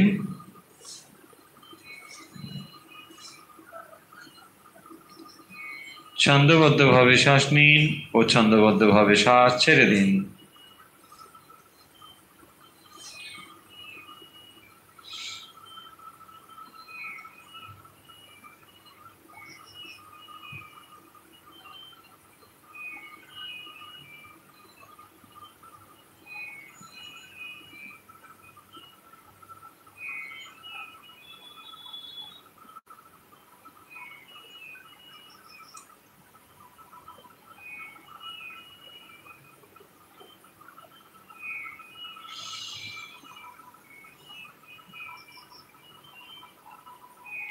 হয়েছে, রিল্যাক্স, স্বনিঃশ্বাস নিন।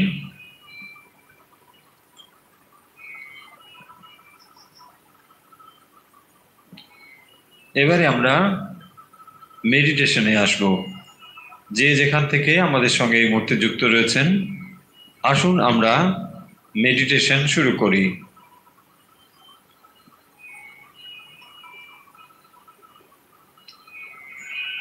সুখাসন, সিদ্ধাসন, পদ্মাসন অথবা চেয়ারে বসে মেরুদণ্ড সোজা রাখুন, চোখের পাতা বন্ধ করে দিন, হাত দুটো জ্ঞান মুদ্রায় হাঁটুর উপর রেখে দিন।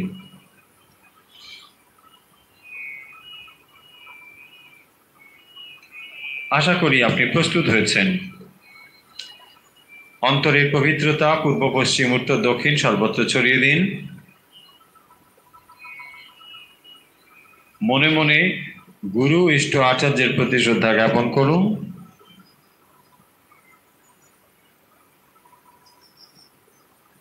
সকল ধর্ম ও সকল ধর্মগুরুদের প্রতি শ্রদ্ধা জ্ঞাপন করুন।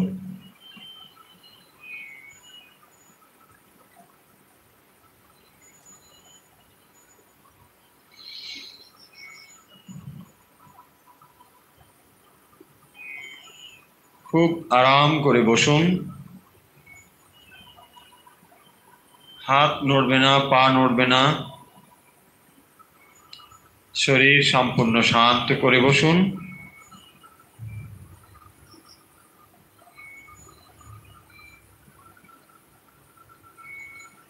ধীরে ধীরে পায়ের পাতা থেকে মাথা পর্যন্ত শরীরের প্রত্যেকটি অঙ্গ শিথিল করে দিন। ধীরে ধীরে শরীরের প্রত্যেকটি অঙ্গ শিথিল করে দিন।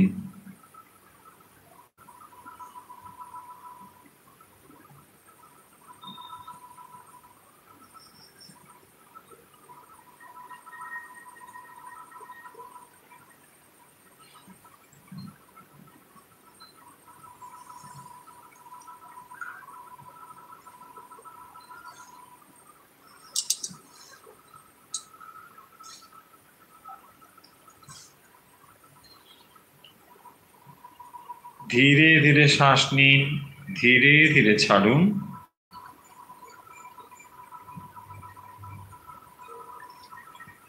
শরীর সম্পূর্ণ শিথিল। ধীরে ধীরে শ্বাস নিন ও ধীরে ধীরে ছাড়ুন।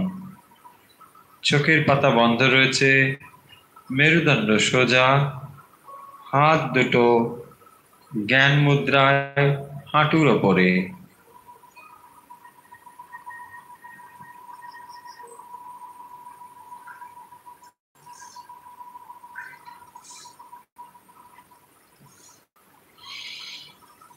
ধীরে ধীরে শ্বাস নিন, ধীরে ধীরে ছাড়ুন।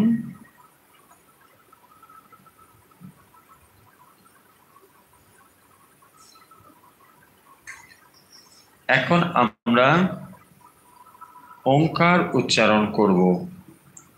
3 বার ওম মন্ত্র উচ্চারণ করব।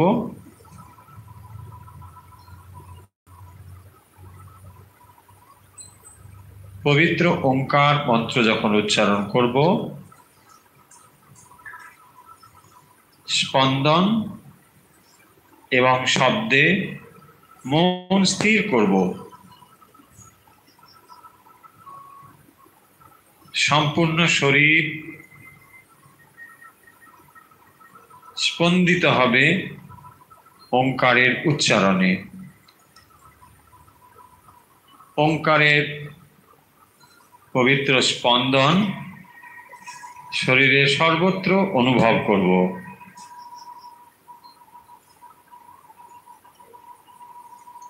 লম্বা শ্বাস নিন,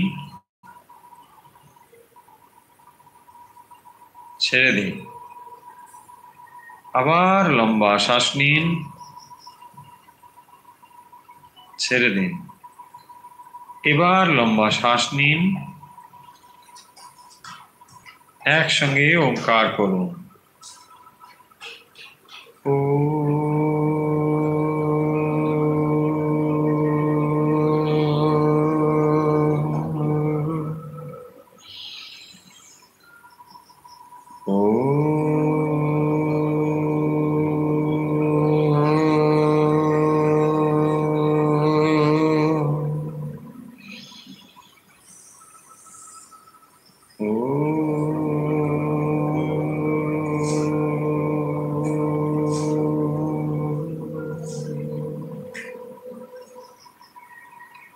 ওঙ্কারের স্পন্দনকে সারা শরীরে অনুভব করার চেষ্টা করুন।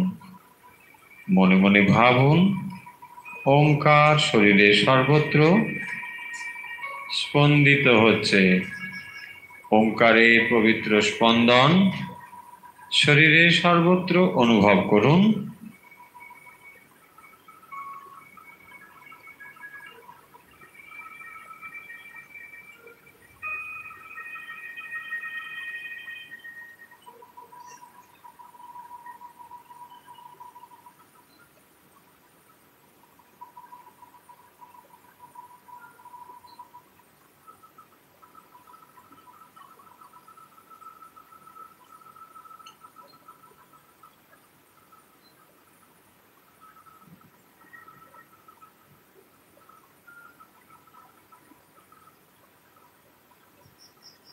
এবার ধীরে ধীরে শ্বাস নিন, ধীরে ধীরে ছাড়ুন। ধীরে ধীরে শ্বাস নিন ও ধীরে ধীরে ছাড়ুন।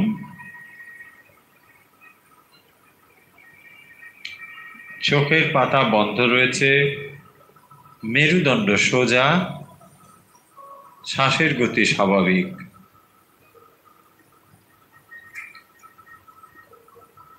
এখন মনে মনে আপনার মেরুদণ্ডের কথা চিন্তা করুন। মেরুদণ্ড ওপর থেকে ধীরে ধীরে নিচের দিকে নেমেছে, আপনি এইটি চিন্তা করুন।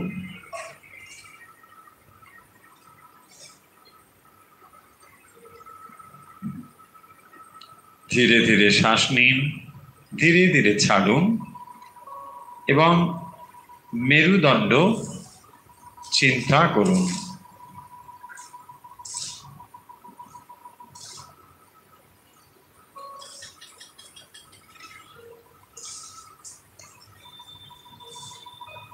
শ্বাস ধীরে ধীরে নিন, ধীরে ধীরে ছাড়ুন।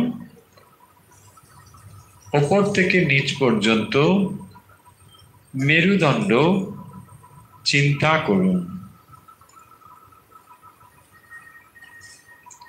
চিন্তা করুন।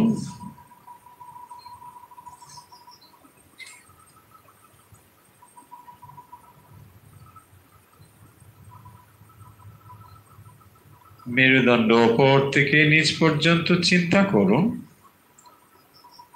এবং ধীরে ধীরে শ্বাস নিন ও ধীরে ধীরে ছাড়ুন।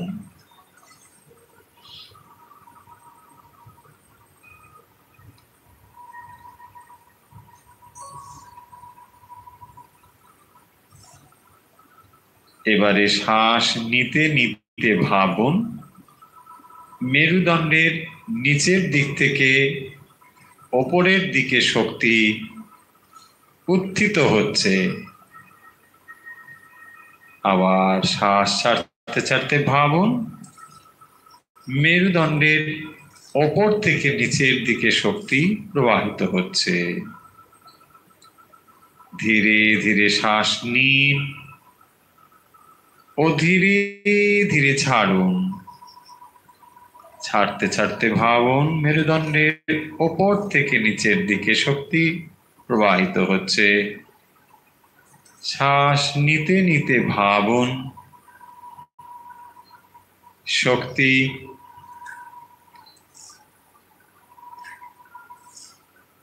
ওপর থেকে নিচের দিকে নামছে এবং নিচের থেকে ওপরের দিকে উঠছে।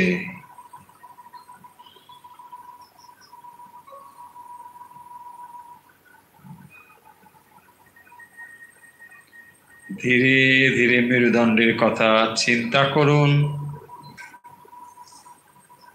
এবং শ্বাস নিতে নিতে ভাবুন ও শ্বাস ছাড়তে ছাড়তে ভাবুন।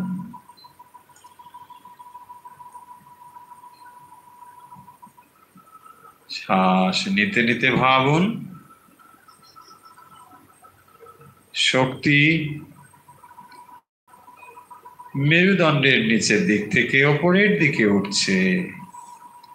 শ্বাস ছাড়তে ছাড়তে ভাবুন, শক্তি ওপরের দিক থেকে নিচের দিকে নামছে।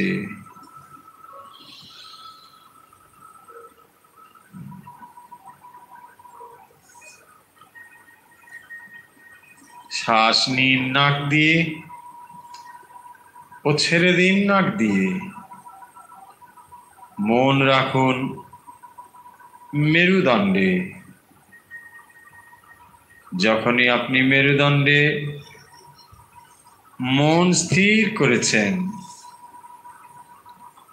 শ্বাসের গতির মধ্যে পরিবর্তন হয়েছে।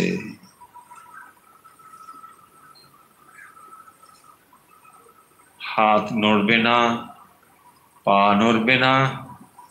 খুব শান্ত হয়ে বসুন। ধীরে ধীরে শ্বাস নিন ও ধীরে ধীরে ছাড়ুন। যখন শ্বাস নিচ্ছেন, শক্তি ওপরের দিক থেকে নিচের দিক থেকে উপরের দিকে উঠছে, এবং যখন শ্বাস ছেড়ে দিচ্ছেন, ওপরের দিক থেকে শক্তি নিচের দিকে নামছে।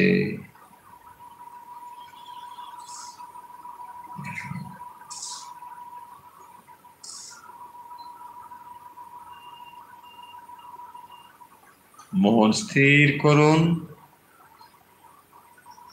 মেরুদণ্ডে।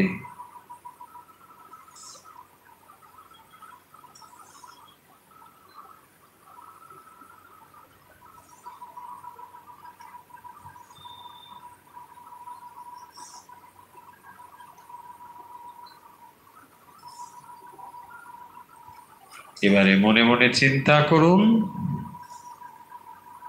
চোখ বন্ধ রয়েছে, আকাশে সূর্য চিন্তা করুন। এবারে মনে মনে ভাবুন, সূর্যের রশ্মি আপনার শরীরের উপর এসে পড়ছে। মনে মনে চিন্তা করুন সূর্যকে, সূর্যের রশ্মি আপনার শরীরের উপর এসে পড়ছে। আপনার শরীরের প্রত্যেকটি কোষ আনন্দে নেচে উঠছে। অনুভব করুন সূর্যের রশ্মি আপনার শরীরের উপর এসে পড়ছে এবং প্রতিটি কোষ আনন্দে নেচে উঠছে।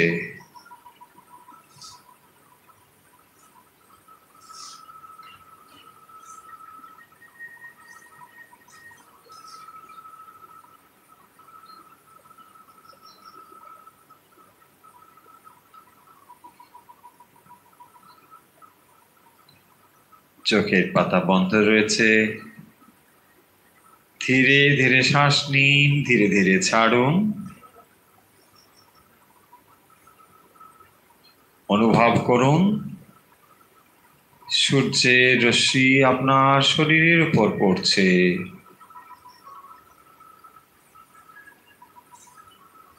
আপনার প্রতিটি কোষ আনন্দে পূর্ণ হয়েছে।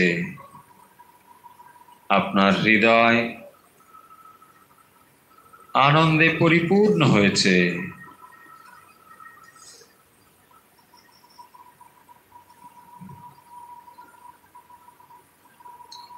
আপনার শরীর, মুখমণ্ডল আনন্দে ফেটে পড়ছে।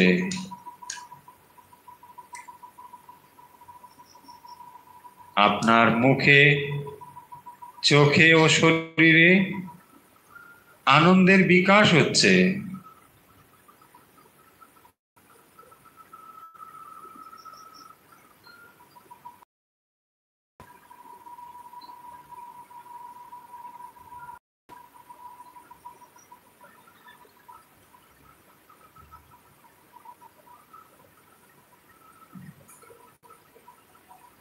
তিনবার ওঙ্কার উচ্চারণ করে আমরা গভীর ধ্যানমগ্ন অবস্থা থেকে স্বাভাবিক অবস্থায় ফিরে আসব।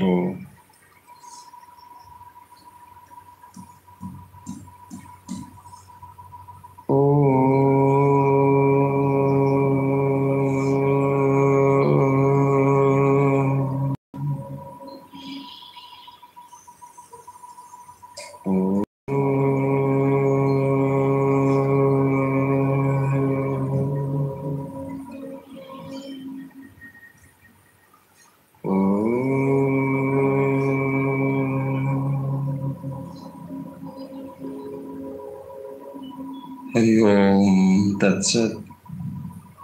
ধীরে ধীরে চোখের পাতা মেলুন, হাত নাড়ুন, পা নাড়ুন, হাত দুটো ঘষে চোখে ও মুখে স্পর্শ করে দিন।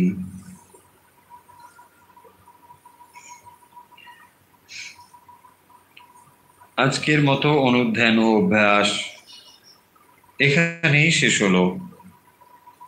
এখন সময় আজকের গতকালের প্রশ্নের এবং উত্তর ও উত্তরদাতার নাম ঘোষণার। তার পূর্বে আপনাদের পাঠানো ঈশোপনিষদের যে সংক্ষিপ্ত সার আপনারা লিখে পাঠিয়েছেন, তার কিছু নাম আমরা ইতিমধ্যেই আপনাদের জানিয়েছি। আজ আমরা আরও কিছু নাম আপনাদের জানাচ্ছি, যারা ঈশোপনিষদের সার সংক্ষেপ লিখে পাঠিয়েছেন। তারা হলেন শান্তা বিশ্বাস সাহা, শাশ্বতী রায় বর্মন, গৌরী মজুমদার, শুক্লা সুর, সম্পিতা ঘোষ, মণি ব্যানার্জি, জয়ন্তী সোম, সিনচিনি সরকার, অঞ্জনা মুখার্জি, মিঠু রায়, কেকা সেন, প্রীতি সাহা, নমিতা কর, তনুশ্রী মুখার্জি, অঞ্জু সেনগুপ্ত, মেঘনাথ চৌধুরী, সুব্রত মুখার্জি, লিলি সাহা, রত্না নিয়োগী, সুচেতা ঘোষ, কল্পনা দাস, অঞ্জলি দাস, বুলু মুখার্জি, শেলি ঘোষ, শুক্লা রায় চৌধুরী, সর্বরী চক্রবর্তী, দেবাঞ্জনা চ্যাটার্জি, প্রদীপ কুমার ঘোষ, রুমা ধর, স্নেহা দাস, সুমিতা দাস, বরুণ কুমার মজুমদার, সুবোধ মুখার্জি, অলক্তিকা চক্রবর্তী। আরও কিছু নাম রয়েছে, আমরা সেগুলো পরবর্তীতে আপনাদের জানাবো। এখনো যাদের নাম বলা হয়নি তারা হতাশ হবেন না। আপনারা যে ইমেল পাঠিয়েছেন আমাদের কাছে সেটি এসে পৌঁছিয়েছে, আমরা নিশ্চয়ই আপনাদেরকে জানাবো। এখন আসি গতকালের প্রশ্নের উত্তর। গতকালের যে প্রশ্ন রাখা হয়েছিল, স্বামীজি বলেছিলেন আগে কুর্ম অবতারের পুজোর কথা। তো সেই কুর্ম অবতারের পুজো মানে দেশের অন্নাভাব দূরের কথা স্বামীজি বলেছিলেন। আপনারা সকলেই প্রায় সঠিক উত্তর লিখেছেন। যাদের সঠিক উত্তর আমাদের কাছে দ্রুত পৌঁছেছে তারা হলেন বেলা সাহা মণ্ডল, নিউ টাউন, সবিতা মুখার্জি শিলিগুড়ি, পাপিয়া বোস ঠাকুরপুকুর, তপন দাস কালিকাপুর, জয়শ্রী দত্ত কুদঘাট, স্বপ্না কর্মকার কল্যাণী, অপর্ণা গোস্বামী গোলপার্ক, অতসী পাল কলকাতা, রীতা ভট্টাচার্য বদরপুর আসাম, সুশোভন চক্রবর্তী সন্তোষপুর, রমা পাল কলকাতা, রণতী বোস উত্তরপাড়া, নন্দিতা ভৌমিক বাগুইয়াটি, রীতা মাইতি নাসিক, উমা ব্যানার্জি জামশেদপুর, রমা মল্লিক বাল্টিকুড়ি, শ্রীধর সোম বর্ধমান, শিখা চক্রবর্তী গৌহাটি, সুজাতা ভাদুরী কোচবিহার।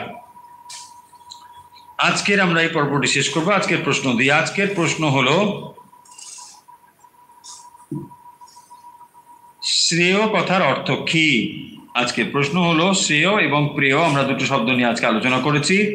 সহজ প্রশ্ন, শ্রেয় কথার অর্থ কি, এটি আজকে জানাবেন। উত্তর জানাবেন আমাদের হোয়াটসঅ্যাপে আমাদের হোয়াটসঅ্যাপ নাম্বার আপনারা সকলেই জানেন। আমাদের হোয়াটসঅ্যাপ নাম্বার হলো 9903985960। উত্তরের সঙ্গে আপনার নাম ও সংক্ষিপ্ত ঠিকানা জানাতে ভুলবেন না। যে যেখান থেকে আমাদের সঙ্গে যুক্ত রয়েছেন ঠাকুরমা স্বামীজির ভক্ত অনুরাগী, আপনাদের সকলের মঙ্গল প্রার্থনা করি। আজকের শনিবার, আগামীকাল আমরা পরিপ্রশ্ন নিয়ে হাজির হব। পরিপ্রশ্নে প্রশ্ন পাঠানোর জন্যে আপনারা হোয়াটসঅ্যাপে প্রশ্ন পাঠাবেন, যে হোয়াটসঅ্যাপ নাম্বার আমরা পূর্বে বললাম, এখানেই উত্তর প্রশ্ন পাঠাবেন এবং একটি প্রশ্ন পাঠাবেন। প্রশ্নের সঙ্গে আপনাদের নাম ও ঠিকানা অবশ্যই করে জানাবেন। আমরা অপেক্ষা করছি আপনাদের পাঠানো প্রশ্নের। প্রশ্ন পাঠাবেন বেলা 12টার মধ্যে এবং প্রশ্ন লেখার সময় পরিপ্রশ্ন বাংলা অথবা রোমান হরফে লিখে দিন পরিপ্রশ্ন, তাহলে আমাদের সার্চ করতে সুবিধে হয়। তাহলে আজকের মতো বিদায় নিচ্ছি। যে যেখান থেকে আমাদের সঙ্গে রয়েছেন আপনাদের সকলের শারীরিক, মানসিক, আধ্যাত্মিক বিকাশ প্রার্থনা করে যে প্রার্থনাটা রোজ করি, আজও সেই প্রার্থনা করছি। সর্বেত্র সুখিনো সন্তু, সর্বে সন্তু নিরাময়া, সর্বে ভদ্রাণি পশ্যন্তু, মা কশ্চিৎ দুঃখ ভাগ ভবেৎ। ওম শান্তি, ওম শান্তি, ওম শান্তি।